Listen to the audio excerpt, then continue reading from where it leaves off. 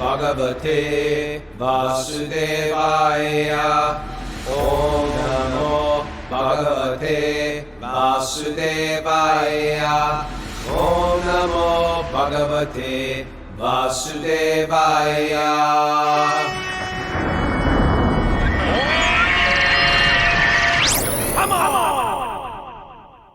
Live from Ramona, California. This is Wisdom of the Sages, a daily spiritual podcast that makes ancient wisdom relevant today. I'm your host, Raghunath, with co-host and senior educator at the Bhakti Center in New York, Kaustubha Das. Welcome to the show. This is episode 1380. Imagine that, Kaustubha. 1380 episodes of Srimad Bhagavatam. That's wonderful. Quite impressive. Quite impressive. For all those, we have some people listen to every episode. It's unbelievable. Yeah. Well, we're doing a special walk on Thursday today, but before we get to our special guest, we want to say happy birthday to Miss Mara today. Oh yeah, it's a big, her huge birthday, day. Everybody, give some love on the message board. Mary, you want to say anything besides an announcement? Thank you. That's it. That's it. She's so simple. Yeah, she's a very simple lady. Very simple lady. Well, I hope you're simple because I didn't get you much. She's so easily satisfied and pleased. I got her something special in New York in the mail, and she knows about it. But she's like, I just need to know tonight when we go out to dinner, will I be opening any packages? I just need my expectations met. I was like, okay, all right. No, you don't have to worry about there that. There are packages at home. Miss Mara, do you have any announcements for today besides it's your auspicious appearance? I do have some announcements. Tomorrow we have Cult of Cain Asana class for our supporting members at 10:30 a.m. And today there's Back to Recovery meetings at noon and 1:30. And then tomorrow the show will be at this time, which is 9 a.m. Eastern time. Yeah, we're all geared up in California for our Wisdom of the Sages retreat, which is tying directly into Lord Jagannath's Ratha Yatra. We're going to be Friday night, tomorrow night, and it's all day Saturday at Veda Yoga. If you want information on that, or if you're in the California area, come visit us at Veda Yoga. Go to wisdomofthesages.com to register. There's a few spaces left. We're going to have a big program. Nice group now. We got a nice group. We're really looking forward to it, and we're really encouraging everybody that come down to the Los Angeles Ratha Yatra. And just to celebrate Los Angeles Ratha Yatra, we have the man who's heading up the team, and he's been doing it for 48 years, Svabhas Prabhu. He's the temple president of the Los Angeles Rukmini Dwarkadish Temple. Svabhas, welcome to the show. How are you? Thank you. I'm pretty good. I'm really good. You should say that Svabhas Prabhu, is it true 48 years have you been the president of the Los Angeles Temple? No, I have not. Okay. But I've been here for 38 years over. Okay. I'm sorry. We're going to have to ask you to leave. I thought it was 48. Oh, it's only 38. It's only 38. No, I rolled in, I haven't been here in 20 years, to Los Angeles. And I rolled in and came out in front of the temple yesterday. And I remembered the first time I came here, which was about 36 or 37 years ago. And I was thinking, Svabhas Prabhu was the temple president back then, and he's still. He was just new then. It was his first year. Being a temple president is like, it's a thankless task. It's like so hard. Task. Tons of work, tons of service, tons of problems, dealing with everybody else's problems. And there's the occasional scandal. Trying to make everybody wake up on time. A lot of anxiety. Pulling it together. And you're in the city of Los Angeles. It's not like you're out on a farm where there's no accountability with the material world. You're in the city of Los Angeles dealing with permits and Also, he's also all that time, pretty much all that time, maybe more than that. He's been the North American BBT trustee, which means for North America, he's responsible for the publishing of Srila Prabhupada. If you got a book of Srila Prabhupada in North America, Svabhas Prabhu is behind that. He's been the BBT trustee all this time. So tremendous service. We're just appreciating your service here, Prabhu. And you have one of the best. No, I think it's the best. I travel a lot. It's the best Hare Krishna restaurant in at least North America. At least North America. I went in there a few weeks ago when I did my book tour, and I was like, it has become better than it used to be when I lived there. 20 Thank years ago. you. It's better and better. And we're all excited to eat there this week. That's So, right. want to give us a little history about the Ratha Yatra in Los Angeles? Yeah. Well, when I started 38 years ago, it was a little bit difficult because there was a lot of transition going on at the temple from one management to another. So our crew was very minimal. But a good thing about it was everybody was, they knew what to do. So just thinking backwards like that, it was pretty difficult, very difficult. And the devotees that we worked with were really fired up. I mean, that's the difference. Just being really absorbed and really wanting to make the festival happen. Everybody took on more than they could actually really do, but they did it anyway. That went a long way. So You have some devotees here like Ratna Bhushana, people like yeah. that are just like Oh, hard working, hard people you can work. always depend on, right? Oh, totally. And Bhagavata Kinchana, Uh-huh. Ratha Bhushana, yeah, and just Divya Dristi, my wife. It was a small crew, but we were really together, and we were able to pull it through. So these days we're a little bit better because we have a lot of devotees coming from around the country that come and help. We have up in ISKCON Silicon Valley by Sheshika Prabhu and Yeah. his team, and this has really made the festival expand. It's been very, very, We very good. we Last want year our was listeners to get incredible. involved, and Yamuna she comes down Oh, from up in the Jamuna is Silicon Valley. just a great girl. I mean, really, Yeah, she's taken on the whole feast, and she's just working hard like anything. she's great. Yeah, she's so together, real organized. I think that's what's really important, that the devotees we have are real organized. And it's like clickety click, you just give them a couple people to help and boom, it happens. Prabhu, a lot of our listeners are kind of new to Bhakti and they may not even have attended a Rath Yatra. So can you just in a nutshell, give them an idea of what they could expect to experience on Sunday if they come? Well, we're replicating what's happening in Jagannath Puri. And, Jagannath India. Puri festival is humongous, as we all know. That's a ancient temple town in India where they Yes. originally celebrate this festival. And, As we all don't know. So we have a lot of very new people here who've never Okay. been to a Ratha Yatra. So you might want to take Well- it back to 1.0. Yeah. Okay. So as I said, we're replicating something that happens in India in Jagannath Puri. It's been going on for centuries, if not thousands of years.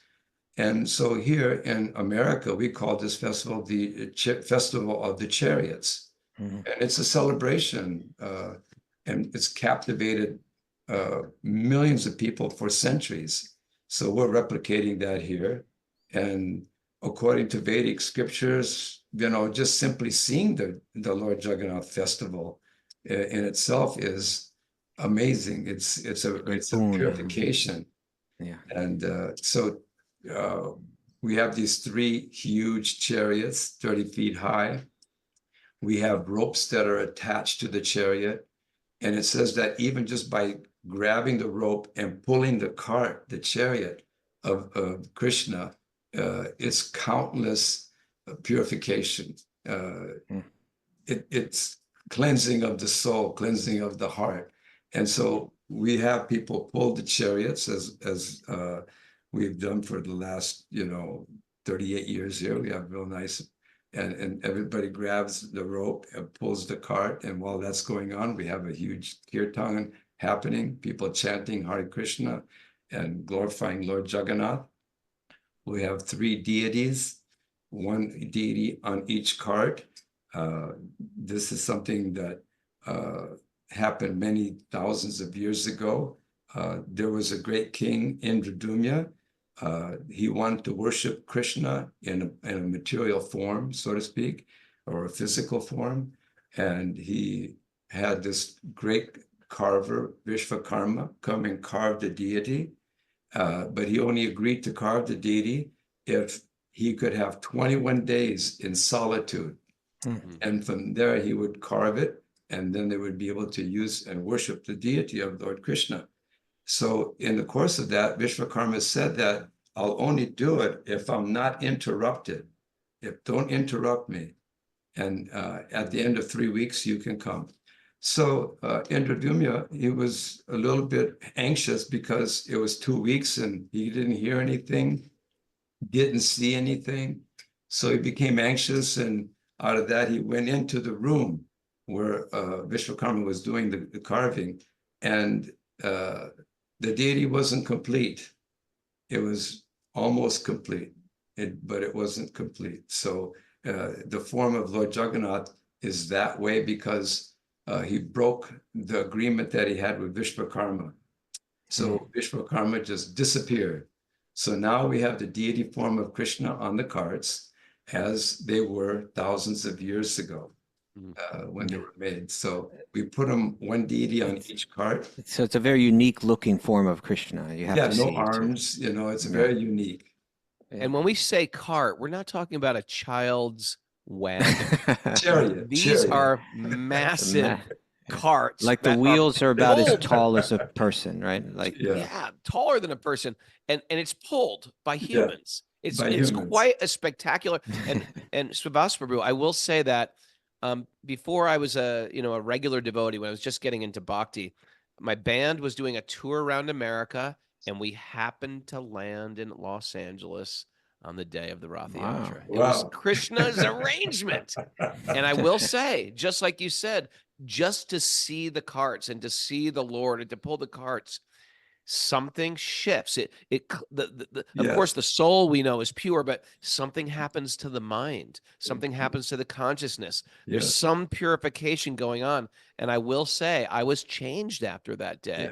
And so I really want to thank you and your entire team for doing what you do. Huge endeavor. It's affecting more people than you know. And we want, with this podcast and with the numbers of people that listen to this, we want to blow this festival up bigger and bigger and bigger every year. So everybody listening is doing what Yamuna and her crew are doing. Some people will be cooking the feast. Some people are doing flower garlands. Some people are get involved, decorating the chariots. Fixing things up. There's lots of music. There's lots of dancing. There's lots of food. It's like it's a real big, huge thing. It's actually, it's not just a religious festival, but it's actually a profound spiritual experience. And it transcends cultural borders. Anyone can appreciate it. They just get involved. It's like a universal human activity. And no matter who you are, what culture you are, whoever, if you come, you get this profound, spiritual experience just by the association of the festival itself. Yeah, just even if you have friends that are sort of not into spirituality, bring them.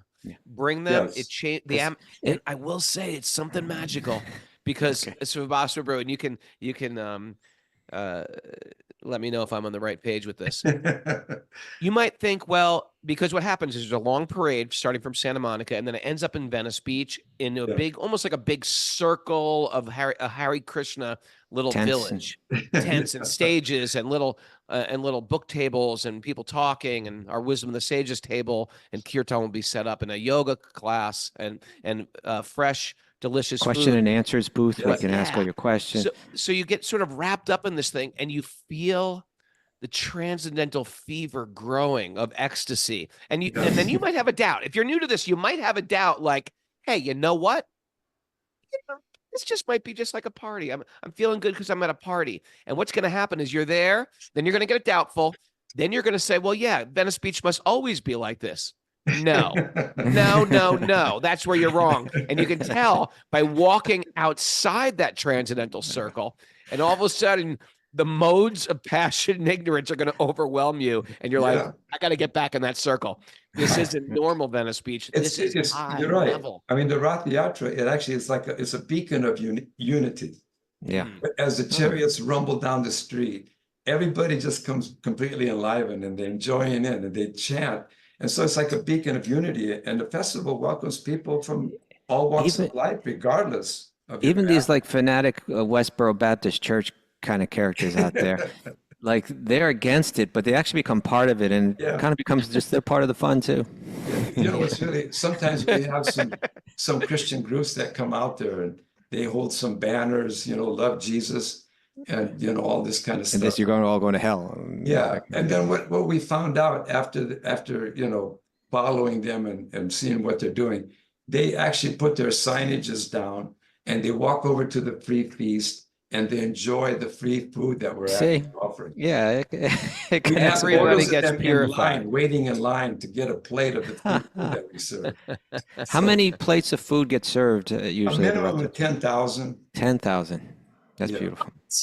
Yeah, That's at least beautiful. And it's like a 10,000. feast. It's not like a little thing. It's like No, you it's get really a good. plate full of, yeah, And beautiful. Jamuna does it all with the help of Jamuna's other behind it. devotees.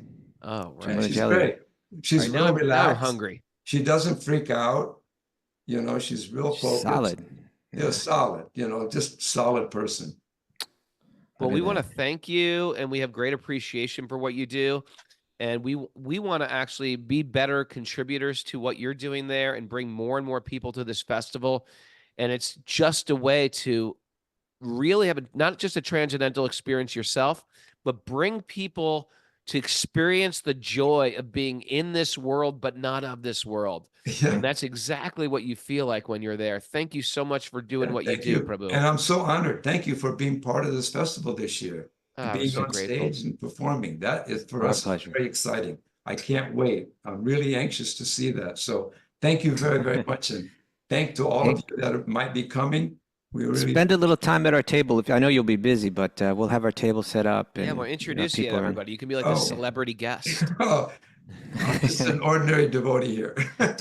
Now, one last question is, with all the 38 years, Temple President, BBT, this guy's still got a full head of hair, Raghunath. Look at this guy. I know, He I know. looks exactly the same as he did 38 years ago, too. I don't know how he does it. I'm a whole Yes. different man. I'm falling Yeah. apart at the It's the seams. genes. It's the genes. He's got good genes. He's got good genes. But I've never seen you in jeans.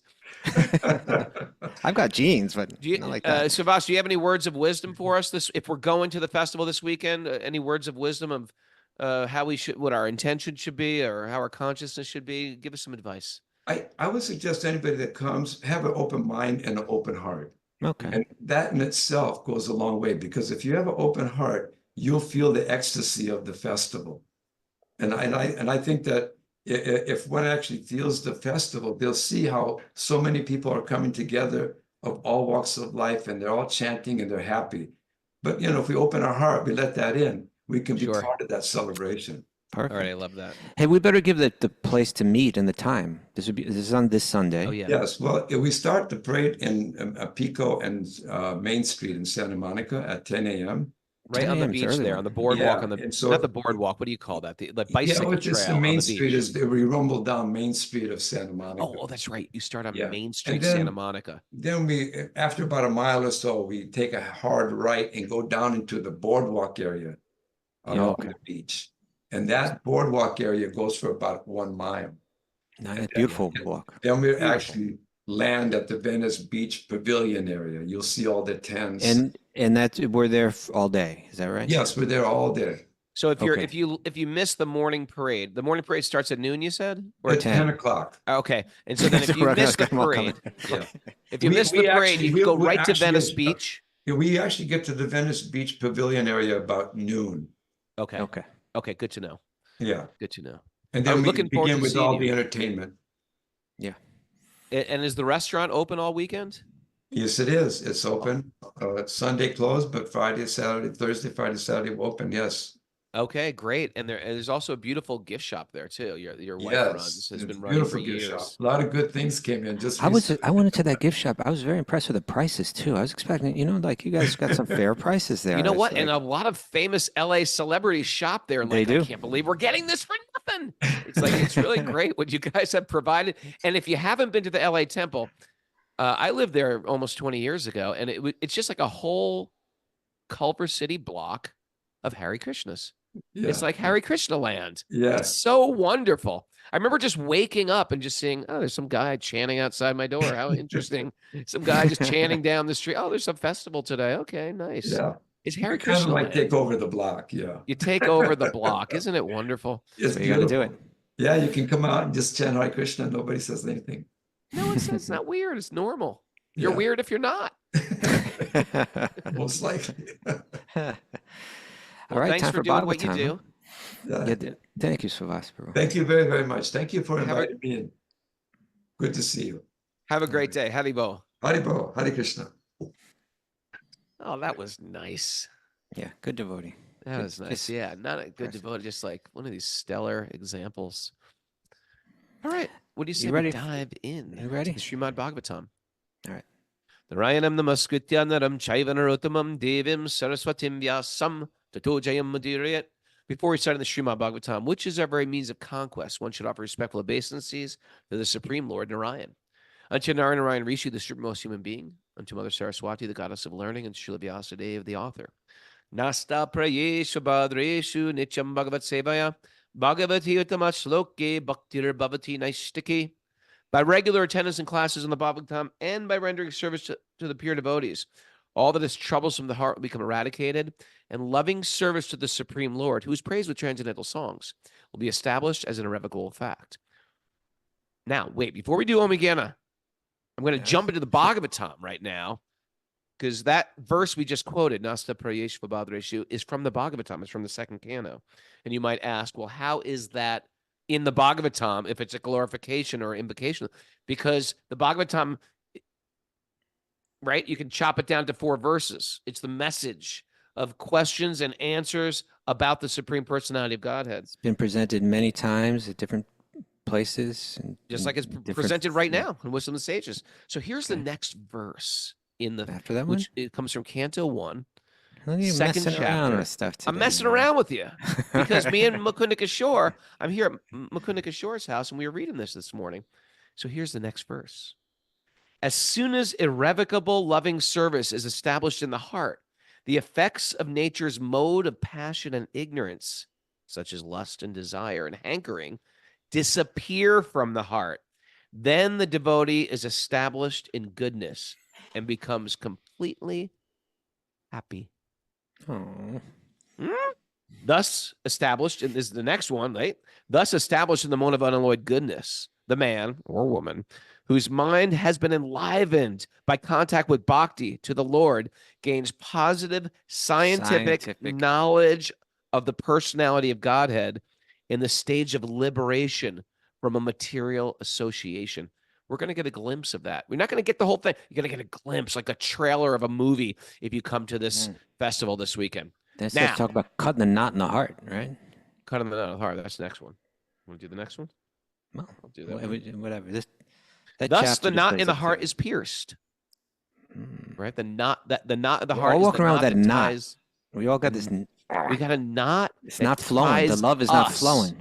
Yeah. Oh, that's a nice way to look at it. Like a sometimes you can see like, yeah, exactly. You know, not long ago I was walking down the street and there was like a guy that I guess he was a super of a building and he had a hose and he was like spraying down the you know how you have little flowers outside with the tree on the sidewalk. There was a knot. But he had a kink, you know, a kink, and he was kind of way down there, and he wasn't getting good water. And I just saw that kink, and I undid the kink. He was like so grateful, you know. If there's a kink, listen to this one. If there's a kink, there's no flow. Okay, I thought it was gonna rhyme. I was waiting for the rhyme. If there's a kink, you're a dink. There's no flow. Okay, there's a kink. There's no flow. Thus, the knot in the heart. That's the knot that ties the soul to the body. Thus, the knot in the heart is pierced, and all misgivings are cut to pieces. What does that mean? A misgiving? All my misconceptions, you know, I have anxiety because of I'm not getting this or that. No, that's a misgiving. You don't. It's all you gone. don't even need to be worried about that. Oh, I'm upset because these people are saying this. Or that. You don't even need to be worried about that. Let the thing flow. chain of fruitive actions is terminated. That's like you've hit Karma the domino. cycle. You've hit the domino in the matrix, and now lifetimes of dominoes, like a Guinness Book of Record of dominoes going down. That's your material existence. It's terminated. It's over. No more, right? The chain of fruitive actions is terminated when one sees the self, meaning the spirit, right? This means Paramatma as master. Yes, that's right. Right? When they say the self, is that what they're I've been following my senses and my mind as the master. No. Get the self's got to be in control, right? The soul. When one sees the self as master. Yeah. Is it the soul they're talking about or the Paramatma? When one sees the self it probably as says Atma, and it could probably be taken different ways. We can go to the commentaries on this if you want to right now. Maybe we should. But let me do Om Gyana. Ready? Om Gyana tamarandasya gyananjana salakaya chaksurun midatam nena tasmai Sri Gurave Namaha. Here's homework for everybody today. First Canto, Chapter 2. Read it. Just read the verses. If you want to dive into a purport, Everything's laid out there. Everything that we're doing is right here. And so I pulled Mukunda Kishore aside and said, you know what? Let's just read this today. And that's why I'm inspired this morning. You are fired up. I can feel it. Well, it's jet lag. Got me up early. It's Mara's birthday. That too. Trying to figure out how to please her expectations. Deal with She's her got so many. It's like trying to extinguish the fire of desires. Okay, you want to go to this? what do you want to do? You want to get into the Bhagavatam where we normally are, or do you want to look into this? Let's look into this verse. Thus the knot in the heart is pierced. This is powerful stuff right here. The knot in the heart is pierced, and all misgivings are cut to pieces. The chain of fruitive actions is terminated when one sees the self as master. This is Canto 1, Chapter 2, Text 21. Okay, we got 5 commentaries. Some of them may be in Russian. Oh, we got Jiva Goswami commenting on this one. Oh, you've got the Kostuba's got the special program where it's got all the commentaries of all the acharyas. Yeah. It's so cool. The secondary result of directly perceiving the Lord, whose natural form is the highest bliss, is described here. Ahankara. Oh, so he's saying the Hridaya Granthi, the knot in the heart. He's saying it's that false ego, this That's a Sanskrit goodie, right? The Sanskrit glossary goodie. Granthi. Hridaya Granthi. Hridaya is the heart. Grunty is sort of like you grunt because it's a knot. It's like, so the ahankara is destroyed at this point. You see, we've been hearing step by step. First you start serving the devotees, then you get this. Your step by step the misgivings are disappearing, and then you're getting a true, real experience of God, and so on. It goes on, and then it's all of your ignorance is cut. All the doubts are destroyed. It's so amazing, huh? The idea of once established in goodness, the modes of passion, ignorance release. This is like the scientific understanding of what's going on. Why am I so happy all of a sudden? Because you're no longer in passion and ignorance. The things that you were attracted to, they're not attractive anymore. They were never making you happy in the first place. Now established in goodness, you have connection to source. So he continues, the ahankara, the false ego, is the hridaya granthi, which is destroyed. All doubts about seeing the Lord are destroyed for those who hear about him and meditate on him. By hearing, thoughts about the non-existence of the Lord are destroyed. By meditation, mistaken thoughts concerning the Lord are destroyed. However, by direct perception of the Lord, thoughts about non-existence of the Lord and contrary thoughts are destroyed. Karmas are diminished. All of this stock load of reactions coming your way. A shadow, abhasa, of karma remains by the will of the Lord. Interesting. So much could be said about that, that for the devotee, they're working under the Lord's direct guidance. It may appear like they have karma, but it's just a shadow of karma. It's not the real substance. Very interesting stuff, Raghunath. Nityananda Chandra in his memorization course, they said he memorized this whole chapter. Yep. That's pretty great. Is he still doing the memorization courses? He hasn't done one in a while, but... Okay, we got to bring back more of that. Yeah. Anyway, it's great stuff, isn't it? It sure is. Okay, shall we get in? Yeah, it really works. It really works. Okay. Do we want to get into... where we're at now? Yeah. Yeah, we're right now.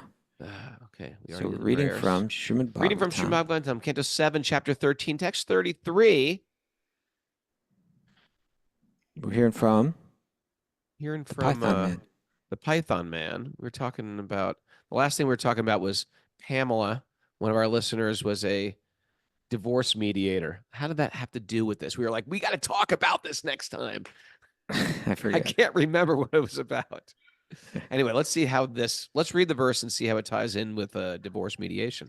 Yeah, so we can just maybe just do a little recap because we didn't meet yesterday. But so Prahlad, the great king, is interviewing this renunciate. He's like a sannyasi, but he's like an avaduta. He doesn't follow the normal kind of, he's got his own thing going on. And that is that he just lies in one place. It's extreme. It's unusual, right? It's But he's extreme. on to something here. And it's not that we all have to become a guy that lies in the street. And it's not even saying that we shouldn't be active or industrious in this world.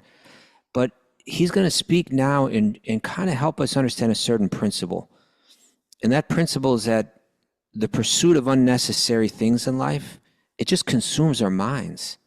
And we get distracted from what's really important. And he's going to describe how there's a really profound connection here. That when our mind becomes consumed with the desire for things that are not necessary, it not only distracts us, but it brings on anxiety. There's a direct connection between pursuing unnecessary things, which is kind of the opposite of simplicity, and anxiety.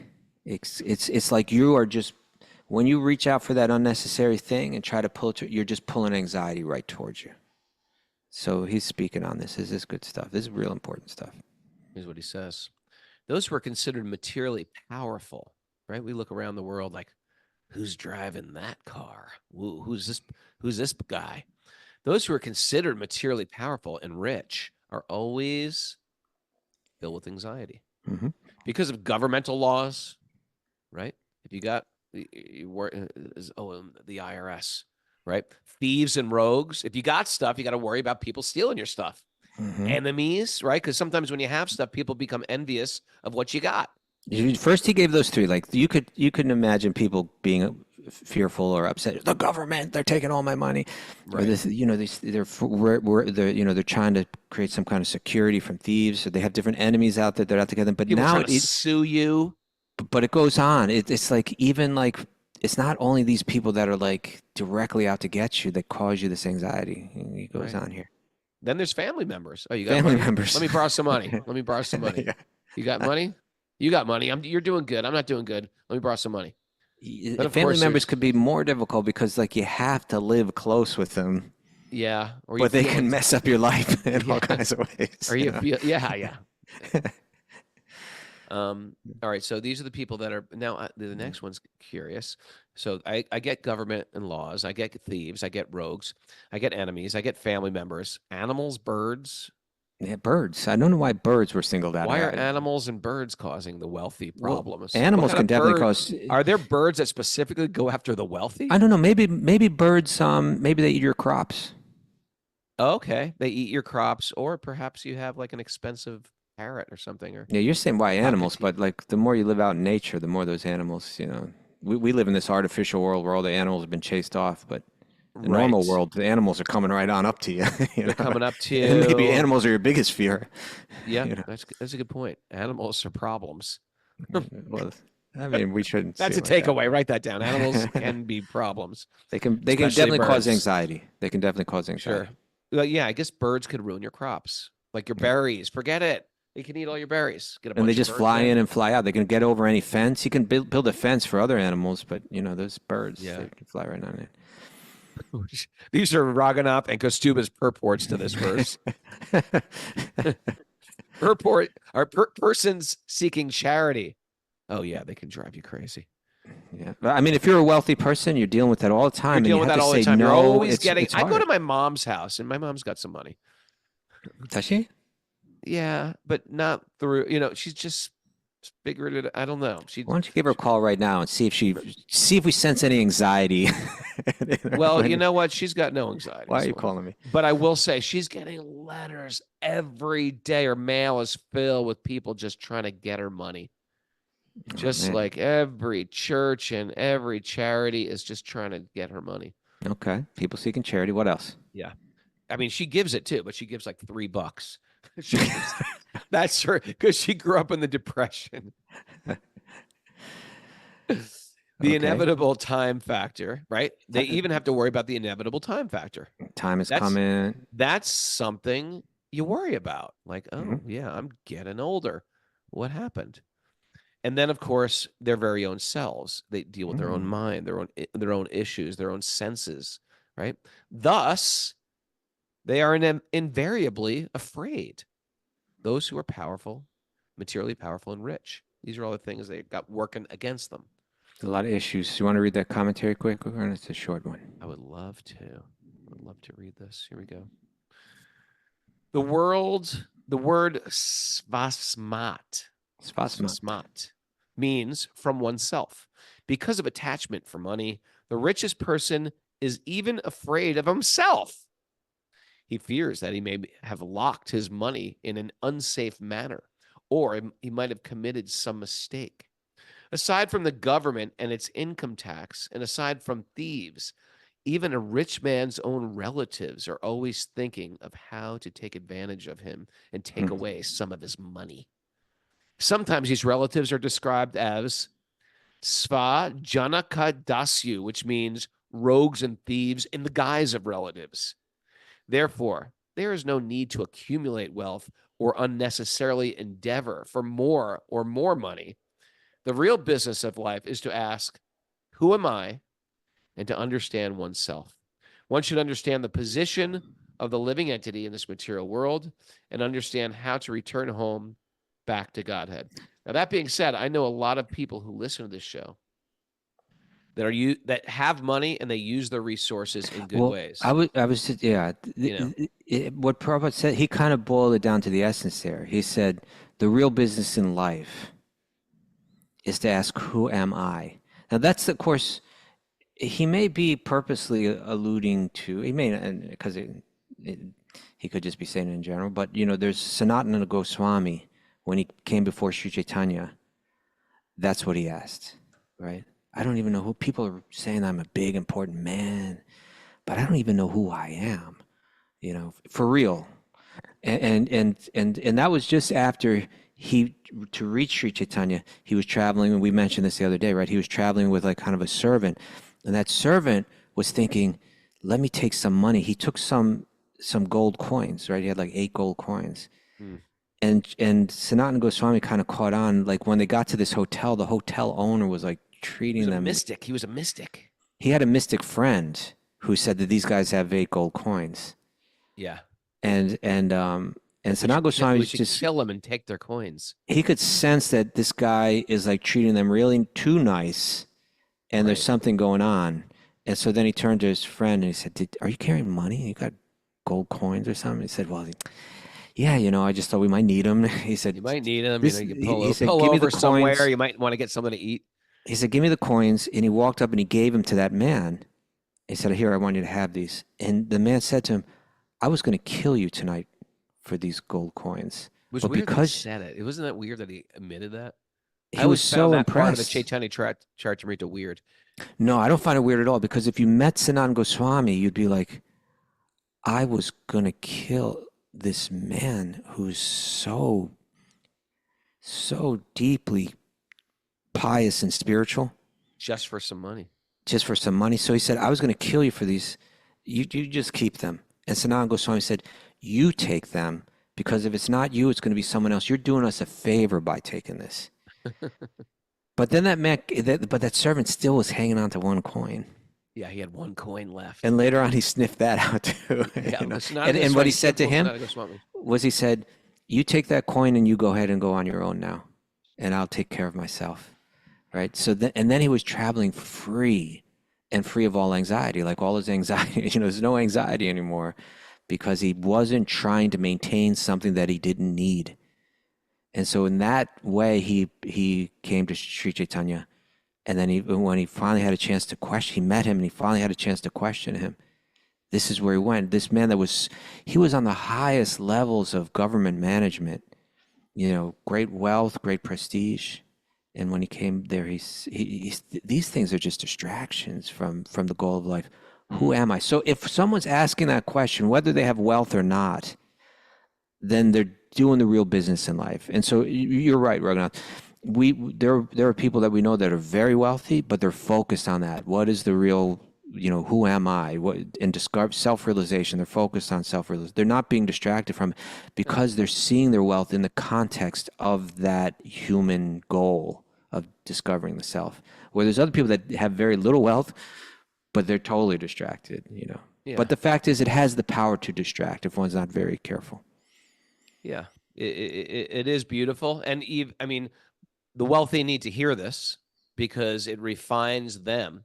But everybody needs to hear this stuff because we all fall victims of greed. We all fall Yeah, victims of illusion, and we all fall victims of thinking. Here's another thing, that the great thing that Jim Carrey said, like, I wish that everybody can become rich and famous so they realize how useless it is. Like, some people just feel like, well, he's wealthy and, he's doing a good thing. I think I just need to be wealthy. If I could become wealthy, then I could do so much good for the world. we won't have any more anxiety. True, but it's not like there's this illusion that thinks if I get to this financial, height, or this financial, step on the ladder, then everything's going to be fine. It's not going to be. You're just going to have more. You're going to have more stuff, more junk. It doesn't make worry go away. Worry is there as long as you're in passion and ignorance. And I think, as you're saying, for people that don't have a lot of money, little things, the little ways in which they use that money can absorb the mind. Like, I'll give you and there's always one after the other. Like, recently, I ride those city bikes in New York, right? Yes, you do, without a helmet. And they recently, like, raised the price on them.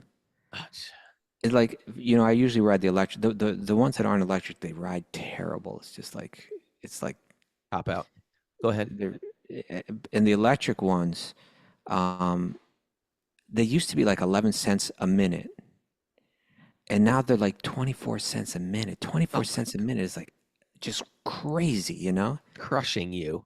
Well, no, it is. It's like if you go and ride for an hour, it's like $15.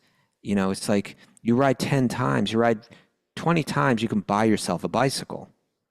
And I realize I'd like to sometimes just go out and ride, or it is a common way I use for transportation, or sometimes it's just good for me to ride. And that's why we have a GoFundMe page set up for Kostuba. Kostuba's bicycle. But where I'm going is this. Once I start thinking, oh, I need to go buy a bike, you can buy a good bike for just over $200. I was impressed. I thought it'd be much more. Can you? Yes, you can. Can you? You can. But even that, then you start looking for bikes. Like, which bike should I get? And you start to think about it, and you're thinking about, it's like it begins to absorb you. You can go around and you can. $219. No, you can't. You can. $219 is if you want a simple bike, like a fixed gear bike. Who wants a fixed gear bike? It's like 2024, man. In New York City, a fixed gear bike is great. It's flat. It's great. Anyway, it's easy to maintain. You're talking to people who are exactly like you're saying. We're absorbed in biking, therefore we're we need the best one. I need $1,000 bicycle. So my point is, then your mind gets distracted in that, and then when you get that, you're generally not fully satisfied with it, and then your mind becomes distracted by the next. We're gonna come on, man. Look at me over here. I'm looking I'm trying to keep a three-way conversation going on to keep you going. All right. Go ahead and read the next verse. All right. That was a good point. And what was it? GoFundMe page set up for you. Okay. You want to go to the next verse, or you keep going with this purport? Okay. Why don't we skip a few verses and know the next verse? Oh, yeah, we're reading this purport. Yeah, go ahead. Okay. Well, all right. We finished it. Okay. Yeah. Now I'm lost. Mara, help. Okay. Now I'm here. Those in human society who are intelligent should give up the original cause of lamentation, illusion, fear, anger, attachment, poverty, and unnecessary labor. The original cause of all these is the desire for unnecessary prestige and money. Wow, these are very straightforward. This is from a guy laying in the street. He's giving this advice. Right. He's got a theme, and his theme is simplicity, right? Right. Everybody's working really hard, being really industrious to try to find a situation in life where they're happy, free of anxiety, and enjoying life. And he's saying that lamentation, illusion, fear, anger, attachment, all these things, they're coming about because we desire for unnecessary prestige. People, prestige, that's like, the car that I got to get the more expensive car because when I drive that car, I want people to look at me a certain way. I need more expensive clothes because when I want people to look at me a certain way, I need the right house. I need all these different things because I want people to see me in a particular way. That's prestige. Sure. For unnecessary prestige and money is causing the anxiety. We don't need to go there. Sure. All right. You know, I just want to add to this because in Bhakti, we say that you can use things like you can dress nice, but do it in a way that's part of you serving a bigger picture. It's not, don't do it for you. Do it, say, okay, suppose I'm going to be on a big podcast or interviewed on the television. You got to look nice. If you go in there like looking like you actually sleep on the street, you may not get the desired effect across per se. So you should look nice. At the same time, you got to be careful, even though we accept all these things, that, you can use it for, devotees say this, they call it yukta vairagya. You take things and you just use it for Krishna service. You still got to be careful with that. Because sometimes you could say, oh, Prabhu, it's for Krishna service. It's all for Krishna service. It's for, but it's actually for you. It's not for Krishna service. It's for your prestige. It's for you. It's for your ego. So there is like a slippery slope, a slack line that we walk when we use the excuse, oh, well, this is for Krishna service. At the same time, we can use things for Krishna service that don't seem like we're coming off as the quintessential renunciate, the quintessential tyagi. Make sense? It makes perfect sense. Thank you. Moving forward. This is text 35. Now he's going to give two analogies, right? One that represents the industrious but distracted person. Yeah. And what they're not even realizing. And then the other one, which is the one that he's kind of following. Okay, here we go. This is the bee. The bee and the python are two excellent spiritual masters who give us exemplary instructions regarding how to be satisfied by collecting only a little and how to stay in one place and not move. Okay. I love these nature analogies. Right? Yes. So the bee is like this, and what he's going to point out, I guess we'll read a couple more verses because he's going to explain it more. From the bumblebee, I have learned to be unattached to accumulating money. For although money is good as honey, anyone can kill its owner and take it away. Yep. I do not endeavor. Next verse. Okay. I do not endeavor to get anything, but am satisfied with whatever is achieved in its own way. If I do not get anything, I'm patient and unagitated like a python, and I lie down in this way for many days. Mara, can you Google up how long do pythons? How long do they go between eating? Eat? Yeah, I think it might be like 2 weeks. Same with crocodiles. Really? Crocodiles don't eat for like 2 weeks because they're still digesting. Sometimes they get a big animal in them, and then they just have to lie there for a long time. Yeah. They must have like powerful acids in their stomachs. I mean, to digest bone. Yeah, it's crazy. Yeah. And then they must have some powerful lining in their stomach. Otherwise, how is it not eating up their own stomach? Yeah. I mean. All right, Mara's got some info here. Give us some birthday info. Let's see. Generally, pythons, larger ones, eat once every week or two. That's a ball. See python. that? Yeah. Okay. Okay, so there's a comparison between the bee, which is the super industrious animal. It's going out there. It's bringing home the pollen, right? That's what they bring home, right? Bring home the pollen. They get their legs all full of it, right? Isn't that what they do? Shake it out. Then they come, then they fly, and then they fly back out. They got a whole community working hard on it. Drones. And they're producing this like golden, delicious, powerful, healthy, right? It's like it's kind of got all it's powerful nutrients in it. It's not only that; it's healthy for your skin, right? For healing, for what is it? Not sunburn, but burns. Put it on your body for burns. Really, honey? Oh yeah. Right. Don't do that. Put honey on myself all the time. So they create this incredible product. They work so hard to do it, and then someone just comes and takes it all away. Takes it. Andrea Kay. She does that. She's a beekeeper. You see that? Just come in, take the honey. They've been working so hard. And so he's trying to draw our attention to that principle, right? That we can just look into the lives of people. You know, we've mentioned this on the show before, but like a lot of people, they create this big nest egg, right? And then it's sitting there in the bank, and then they get old, and then they're in the hospital, and then the hospital just starts to eat away that nest egg, and then they die. Yeah. It's like, what were you working for again? You know what movie I saw yesterday on the plane? This is not a squirrel. All right. The Beekeeper. The Beekeeper. What is that? Oh, what a great movie. You know, who's that guy who was in the, someone put it on the board. He was on the, who was it? He was on the. Jason Statham? Yes. I love this man. Man crush right there. This guy I had a lot of realizations about this movie, but he was a guy who's about a beekeeper, but he was actually some serious, unbeatable, Assassin. elite assassin or something. But he was with this lady, and he just kept bees on this lady's farm. This lady really cared for him, this older lady. And then this lady who was old and simple, she got scammed by one of these, you get what do they call them? Phishing for people through the internet. And she got scammed out of all of her wealth. See that?